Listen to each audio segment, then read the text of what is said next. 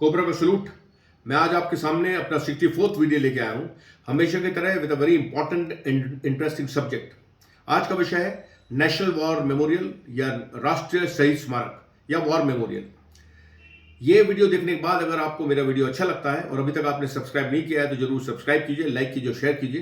Because मैं आपको हमेशा हर वीडियो की तरह एक नया परसेप्शन देता हूं, एक नया नजरिया देता हूं जो आपने ना कहीं पढ़ा होता है, सुना होता है, ना सोचा होता है। आपको इस वीडियो देखने के बाद आप सोचने में मजबूर हो जाएंगे कि ये भी हो सकता है इसका आंसर। विषय पे आते हैं, नेशनल वॉर मेमोरियल या राष्ट्रीय शहीद स्मारक।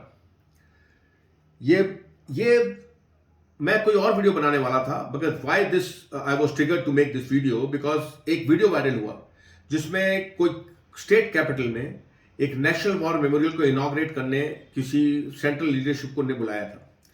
वेटरन्स थे और वो सेंट्रल लीडरशिप वहां आई नहीं, तो ये वेटरन एजिटेटेड हो गए, they got annoyed and this officer with 3-4 of his JCOs took out a very derogatory video cursing the government कि हम देश के लिए लड़ रहे हैं, मर रहे हैं और ये नेशनल वॉर मेमोरियल इनॉग्रेट करने नहीं आया नेता।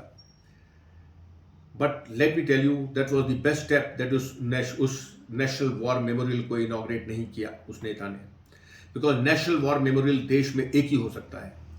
इतने सालों की मेहनत के बाद, रिक्वेस्ट करने के बाद, एजुकेशन करने के बाद, गवर्नमेंट के चक्कर काटने के बाद कोई भी गवर्नमेंट ने आर्मी को और वेटरन्स को कोई नेशनल वॉर मेमोरियल आज तक नहीं दिया था। मोदी जी आए, उनने आते ही साथ प्रॉमिस किया and he created one of the best world standard national war memorial at Delhi.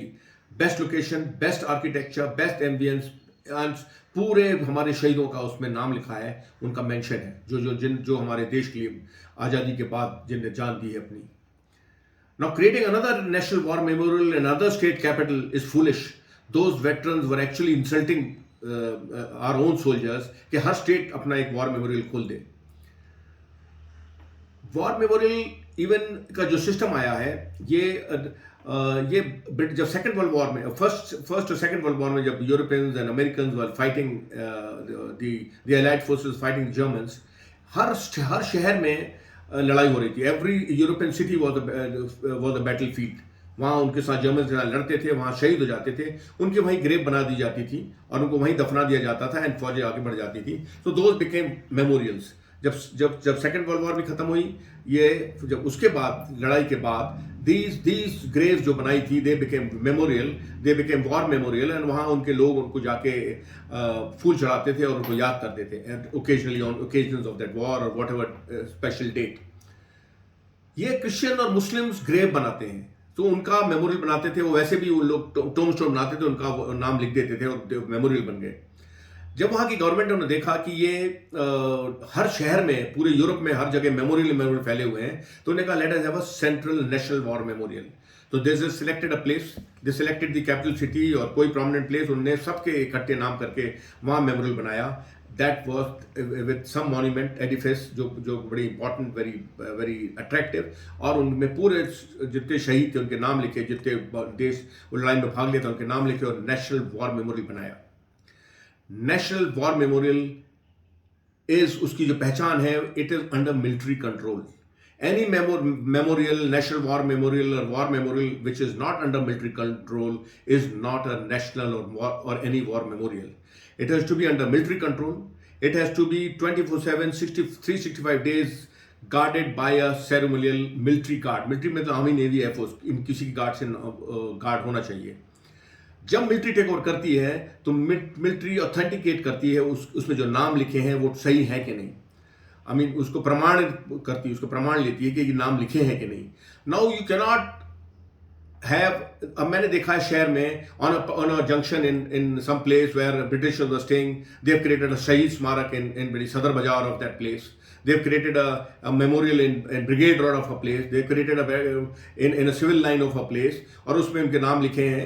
उसको ना कोई मिलिट्री देखती है, ना वहाँ का कॉर्पोरेशन देखता है। All of a sudden these veteran, these ex serviceman realise कि हमको देश के लिए कुछ करना है और हमको कुछ बताना है, तो वो इकट्ठे होते हैं, कहते हैं हम इसमें रीत ले करेंगे। वहाँ वो इकट्ठे हो जाते हैं अपने मेडल और टोपी पहन के, और वहाँ रीत ले करने लग जाते हैं and they want everybody to respect. So civilian surprise रहते हैं कि कल तक तो यहाँ कुत्ते बैठे थे, लोग दारू पी के पड़े थे, और आज ये फौजी आए हैं एक साल बाद और फिर चले जाएंगे, फिर एक साल बाद आएंगे, यहाँ रीत ले कर रहे हैं और हम सोच रहे हैं कि हम भी यहाँ खड़े रहें।